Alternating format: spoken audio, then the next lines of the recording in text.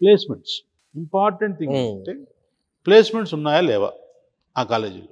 Placements ఈ రోజుల్లో చాలామంది రకరకాలుగా వేస్తుంటారు.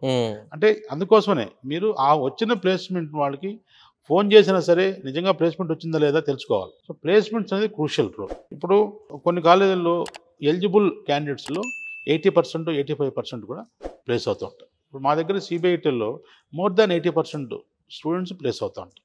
హైయెస్ట్ సిటీసీ ప్యాకేజ్ 51 lakhs వరకు ఉంది మైక్రోసాఫ్ట్ కంపెనీ. కొన్ని కాలేజీలు ఏంటంటే క్యాంపస్ రిక్రూట్మెంట్ ట్రైనింగ్ పెడతారు, సాఫ్ట్ స్కిల్స్ ట్రైనింగ్ ఉంటుంది. ఇవన్నీ ఉన్నాయా లేవా? ఇంటర్న్షిప్స్ ఏమైనా ప్రోత్సహిస్తున్నావా లేదా?